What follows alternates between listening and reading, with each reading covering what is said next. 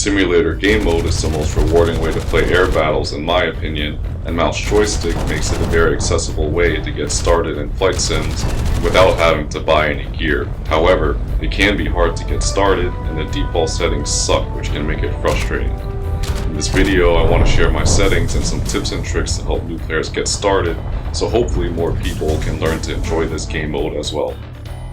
First, make sure you're on realistic controls or full real controls, and then set your control mode to mouse joystick. The next settings we'll take a look at is roll sensitivity, pitch sensitivity, and yaw sensitivity. These control how fast the aircraft reacts to your control inputs, and I always have roll and pitch on 100%. This is what it looks like when you set roll and pitch sensitivity to something low. The control surfaces are sluggish to respond and basically just add input delay. The next setting is yaw sensitivity, and the reason we have it on 15% or the low value is because you're controlling yaw with your keyboard only. So by slowing down that response, it lets you tap Q or E to get a precise rudder position. If you had a rudder pedal, then you wouldn't use this, but because we're stuck on keyboard, this is the only way you can really get this rudder control. Set mouse joystick mode as standard. Sensitivity is just your mouse sensitivity, and you set it to whatever you prefer. I prefer a low sensitivity to make fine adjustments easier. Next setting is dead zone. Leave that at 0%. Setting a dead zone just takes away all the fine control you have at the center of the screen. This can make it really difficult to line up shots, so leave that at some low percentage like 0. Screen size just changes the size of the control area. I go to 100% screen size to maximize the amount of area I can move my mouse to make precise controls. Aileron percent just changes what the max deflection you can get on your aileron. Never turn this below 100 because you're just limiting what your max roll rate can be. Rudder percentage just mixes your roll input with your yaw input. So this is a way you can get finer control of your yaw with just your mouse, so you don't have to rely on your keyboard. 100% rudder input means it's 1-for-1 between your roll and your yaw. I set mine to 30%, and this is helpful for making those fine adjustments with aiming. I use square instead of the circle control mode, because with the circle mode, your roll and your pitch are linked together in a non-linear way. You can see that I have the same vertical mouse position, but when I change my roll input, my pitch input also changes. When I use square mode, pitch and roll are completely separated from each other and also completely linear. So for panning the camera, I just use WASD and then also a button for centering the view. I also bind the head movements up and down, left and right to look around the cockpit. I also have a key bound to look back. Your up and down head movement can help you look over the nose of your aircraft, and I usually put the crosshair near the top of the gun sight just so I get a little bit extra view over the nose.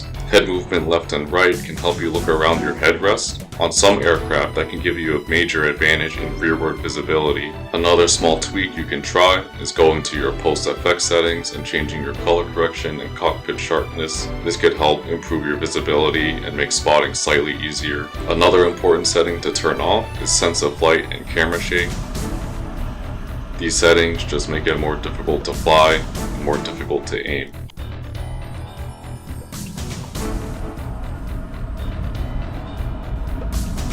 The BR brackets for Enduring Confrontation come in a rotating schedule. You can look up that schedule and you should aim to pick an aircraft that is near the top of the BR bracket to make things easier for yourself. For my gun setup, I don't use any vertical targeting for propeller planes. For jet planes, it's a different story, but I find that it just throws off my aim. For convergence for wing-mounted guns, like American 50 cals and British planes, I use under 400 meter convergence. For planes with nose-mounted guns, like a lot of German planes or the P-38, I aim for 600 to 800 meters. Guns in Warthunder are very accurate and do a lot of damage, so you can shoot from very far away and still do a lot of damage. It's useful for sniping at bombers from long range. Aim to minimize the amount of fuel you carry because it just hurts your performance. I usually take 30 to 40 minutes depending on the airplane, and if I'm planning to get into a fight immediately, I take the minimum fuel load. On planes with wing-mounted guns, like American planes in the P-47, when you're above or below your convergence range, you can aim to the side so at least half your guns are hitting on target. This is useful for when you're in a close-range dogfight well below your convergence. If you're defensive in a dogfight and the enemy's about to take a shot at you, you can try to minimize your silhouette by leveling your wings against them and pulling hard. This makes you a much more difficult target to hit and could most likely make it miss. Always try to climb and gain altitude before fighting. You can choose airfield slightly back from the front line to give you more room to safely get to altitude. For sluggish planes like the P-47, I try to climb higher, like 4,000 meters or 5,000 meters. For planes like the Ki-43, which are more maneuverable and you can fight more aggressively down low, I generally climb less, like 2,000 to 3,000 meters. Try not to fly in a straight line for too long, and always check your 6.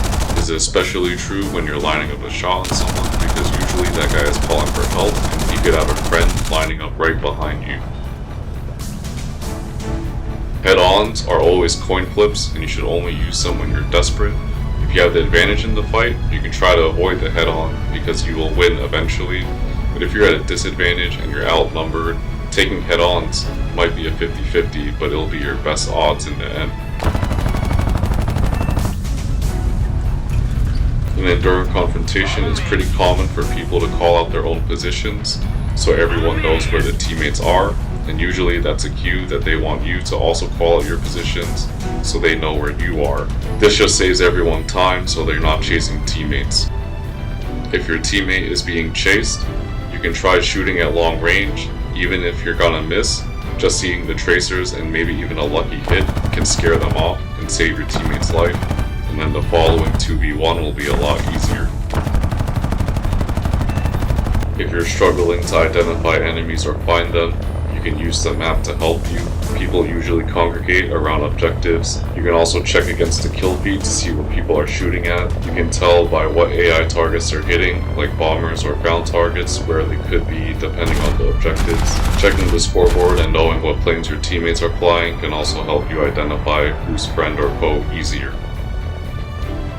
And finally, if you want to practice deflection shooting and flying without having to go into a match, you can start a custom lobby with bots, and you can tune the settings to different difficulty levels. You can start with aim prediction and HUD, and then slowly turn them off as you get more used to it. Thank you for watching, and I hope this video helps.